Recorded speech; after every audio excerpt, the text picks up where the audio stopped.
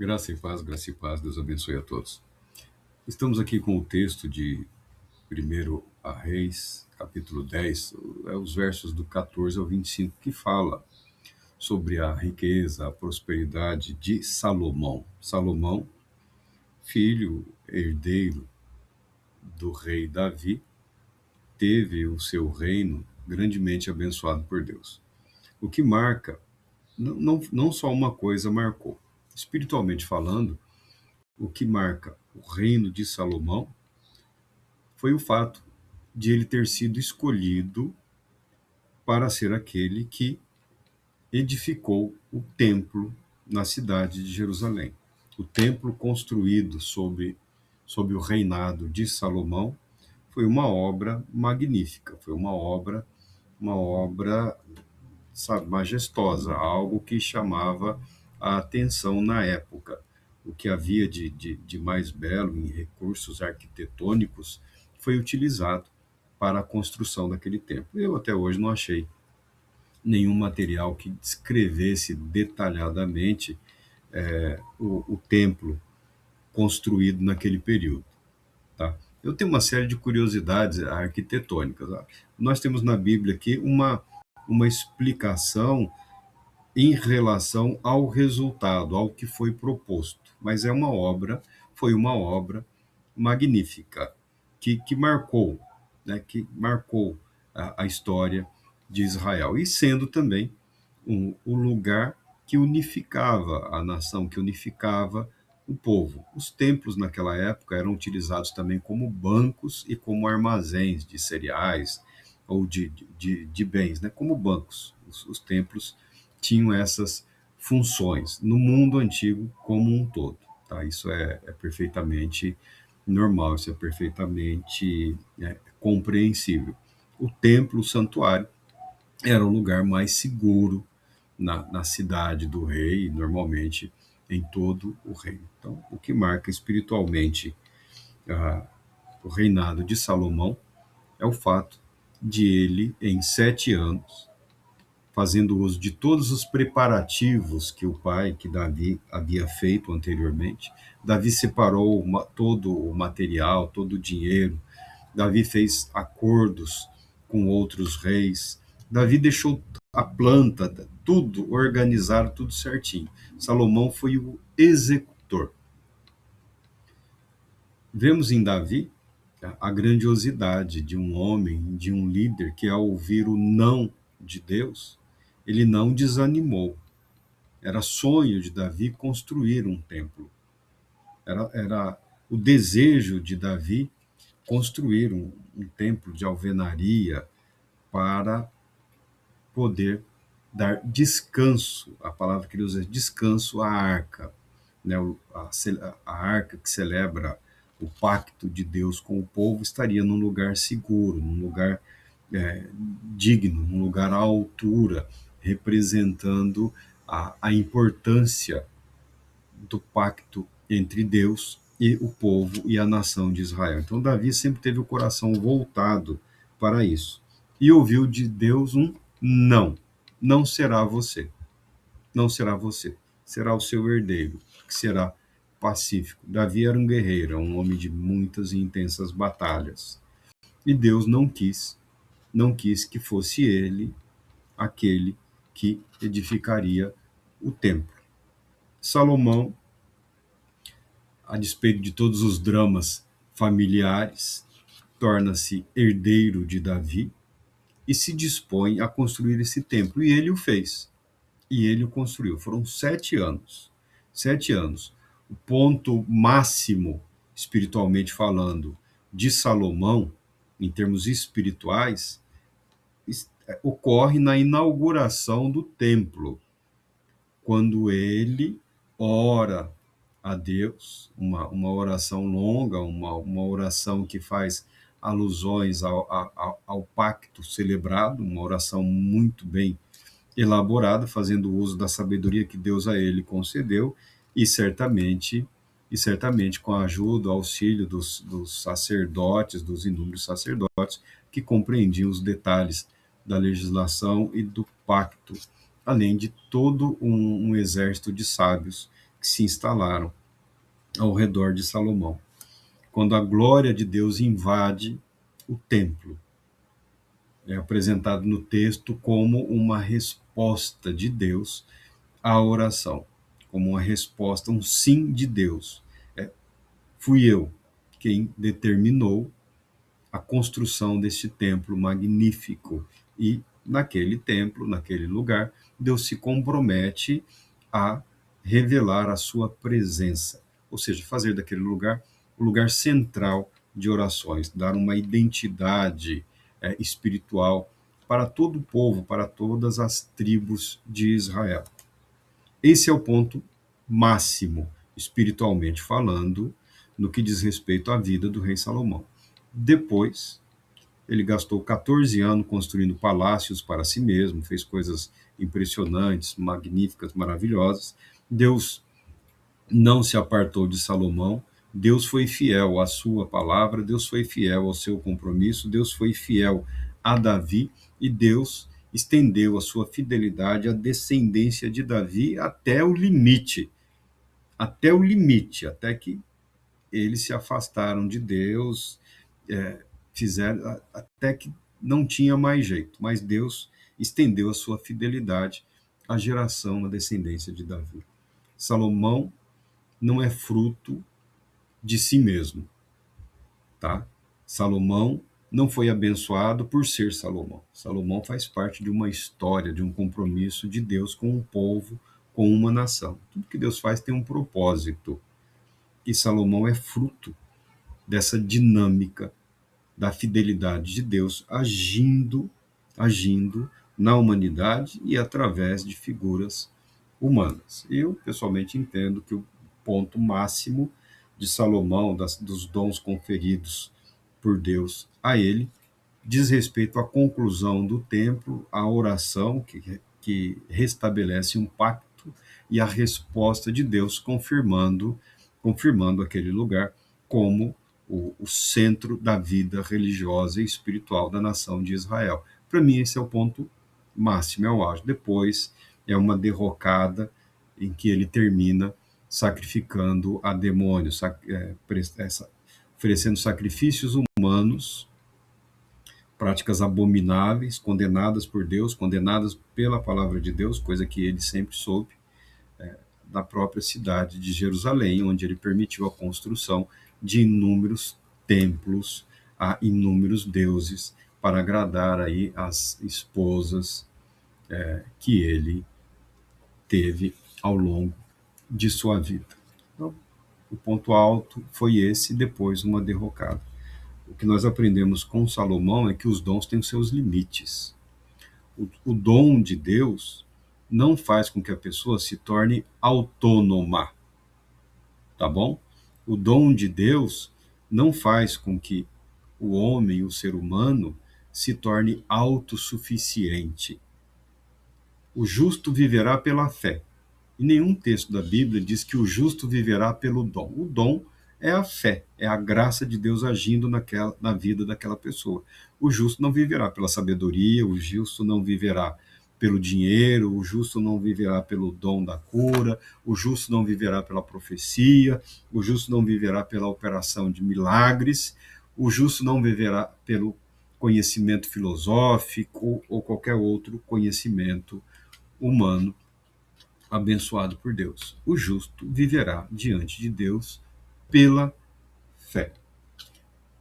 Depois de atingir o auge, Salomão dedicou boa parte da sua vida a tentar construir uma estrada, uma vereda espiritual através da qual ele, Salomão, alcançaria o trono da graça, tá bom? Ele tentando fazer uso dos dons a ele conferidos gratuitamente por Deus, quis trilhar o próprio caminho até Deus, caminho este que não era o caminho do arrependimento. Nunca foi na vida de Salomão o caminho do arrependimento, o voltar-se para Deus. Você vê ele orando, clamando, suplicando no seu início, quando ele é ungido rei de Israel, quando ainda jovem, está diante de uma missão que não só parece, como era muito para ele, por ser ainda muito jovem. Muito embora ele tenha sido por algum tempo protegido por Davi, tenha sido orientado pelo pai, pelo rei Davi, com a morte de Davi, ele é obrigado a assumir ele mesmo as funções de rei. E ao assumir o reino, primeiro ele já leva o primeiro choque. Um meio-irmão conversa com a mãe e pede para a mãe interceder e pede a concubina de Salomão, de Davi. Davi, quando estava velhinho, já doente, com alguns problemas de saúde, ele sentia muito frio, é normal. O idoso, às vezes, ele tem dificuldade para se aquecer. No inverno, às vezes rigoroso, naquela região, Davi não conseguia se aquecer. E a sua corte, Davi tinha várias esposas, mas a corte de Davi arquitetou um meio para aquecer o velho rei. Acharam uma jovem, né, uma jovem muito bonita, e ela foi constituída concubina, ou seja, ela pertencia ao rei. As concubinas não eram escravas, mas também não eram esposas, era uma posição assim intermediária, mas elas serviam ao rei, exclusivamente ao rei, pertenciam ao rei. E essa jovem tinha acesso ao velho rei com o objetivo de aquecer os pés, né? O fato é que realmente o corpo humano, a temperatura de 36,5 graus, no inverno, o casal ali agarradinho vai se aquecer.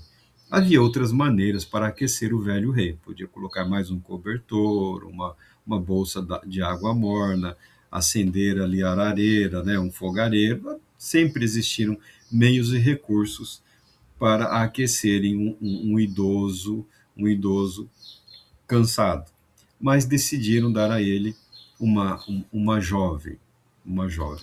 Davi nunca manteve relações com essa jovem, tá? Relações sexuais com ela. Davi estava velho, idoso, doente, mas ela teve esse papel lá de aquecer o velho rei. Com a morte de Davi, as concubinas são transferidas para o, o novo rei.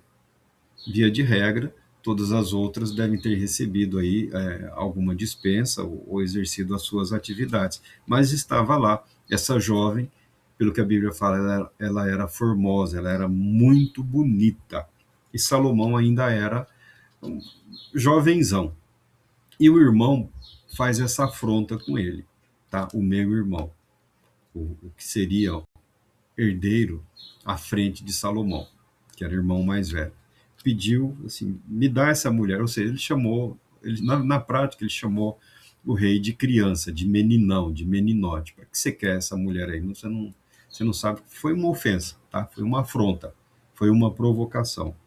E Salomão respondeu à altura. Ele entendeu que essa provocação tinha o objetivo de transformar-se num golpe. O irmão queria o trono, queria reinar.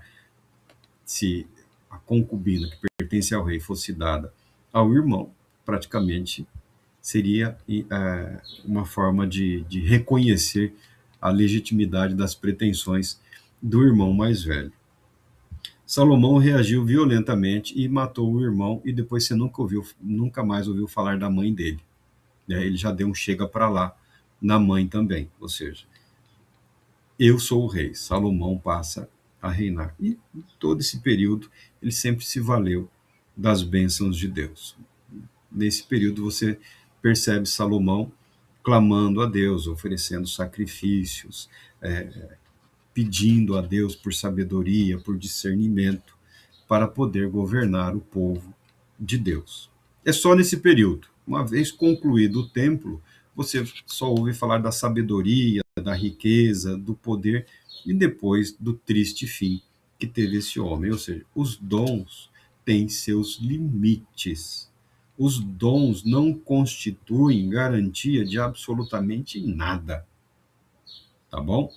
Essa essa busca, eu acho interessante, eu não vejo nenhum problema em dons espirituais, eu não tenho nenhum problema com a atualidade da manifestação dos dons espirituais. Se eu não tivesse vivido, experienciado isso, você poderia dizer, não, mas está falando porque nunca viveu, não sabe. Não, eu vivi, eu vivo, eu entendo alguma coisa, eu participo de algo nesse sentido, mas não vejo nessa espiritualidade uma forma superior de espiritualidade. E não vejo na atualidade dos dons espirituais uma garantia no que diz respeito à ação de Deus na vida daquele indivíduo, tá bom? Porque a Bíblia declara que não o é. Os dons são conferidos com um propósito. A sabedoria que foi concedida por Deus a Salomão tinha o propósito de capacitá-lo a edificar o templo e governar a nação de acordo com a vontade de Deus.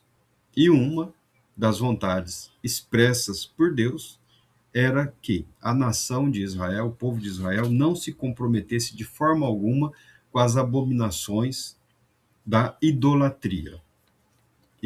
E Salomão termina pecando terrivelmente contra Deus e contra o povo, contra a sua própria vocação, contra o seu próprio chamado. Mas Salomão é grandemente celebrado aí. A Bíblia declara: o rei Salomão era o mais rico e o mais sábio de todos os reis da terra. A sabedoria sempre foi algo muito importante. Pessoas conhecidas pela sua sabedoria, ao longo da história, tiveram oportunidade de trabalhar com reis, com imperadores, com presidentes, com governadores, tá bom? Então, a sabedoria, a expertise, o entendimento não são inúteis, eles têm um propósito, têm um objetivo e podem ajudar a vida da pessoa em momentos difíceis. Veja o jovem José, vendido como escravo, pela sabedoria que Deus conferiu a ele, ele foi alçado a vice-rei do Egito, se bem que ainda escravo, mas numa condição aí muito boa, vice-rei do Egito, a ponto dele poder socorrer toda a sua família no momento de maior crise que eles enfrentaram no passado, quando Jacó, quando Israel enfrentou as dificuldades do período de seca prolongada, José estava no Egito e pôde receber a sua família e proteger a sua família nas terras do Egito, graças à sabedoria que Deus havia concedido a ele, que resulta em capacidade administrativa, né? Sabedoria tem uma finalidade prática, tem algo relacionado a um propósito, à vida. A sabedoria tem o objetivo, como todos os dons, tem o objetivo de abençoar, de edificar. José foi preservado no Egito graças à sabedoria que Deus havia concedido a ele, porque era plano e era propósito de Deus. Outros que, graças à sua sabedoria, o seu entendimento, o seu compromisso com Deus, foram protegidos em momentos difíceis, foi o jovem Daniel e também os seus companheiros, quando o povo foi exilado, foram sequestrados, levados como escravos do rei, do imperador da Babilônia. Daniel e os demais jovens, pela sabedoria a eles conferida por Deus, ou seja, potencializada pela atuação do Espírito Santo, eles conseguiram posições importantes dentro do palácio, dentro da administração. Então, a sabedoria, os dons de Deus, têm um fim prático, têm um propósito, têm um objetivo. Algumas pessoas receberam dons, algumas pessoas possuem dons e esses dons continuam ativos, vivos por um período, às vezes por um longo período, mas isso nem sempre é garantia de que esta pessoa esteja vivendo uma vida em conformidade com a vontade de Deus. Uma coisa são os dons, outra coisa é a vida voltada para Deus, a vida de obediência a Deus. Os dons chamados, se você pegar os textos do apóstolo Paulo, aí você vai lá pegar os textos antigos, os textos gregos, né, que ele fala dos espirituais. Os dons dizem respeito a potencialidade ou ao poder que Deus colocou na própria humanidade, tá bom? Os dons dizem respeito à própria constituição humana, tá? O Espírito de Deus potencializa, traz à tona uma habilidade, uma capacidade, às vezes potencializando e, em alguns momentos, acrescentando algo com o objetivo de edificar, com o objetivo de fortalecer, com o objetivo de abençoar, tá bom? O dom não tem o objetivo de tornar a pessoa autossuficiente. O dom é sempre voltado para o benefício de todos, dos demais, tá? Não existe dom, existe os chamados dons espirituais que tenham o propósito de agraciar a pessoa pura e simplesmente por agraciá-la. Mas nós estamos falando do rei Salomão, da riqueza a ele conferida. E a Bíblia fala: gente de todo o mundo pedia audiência a Salomão para ouvir a sabedoria que Deus lhe tinha dado. Salomão era um grande e exímio conselheiro.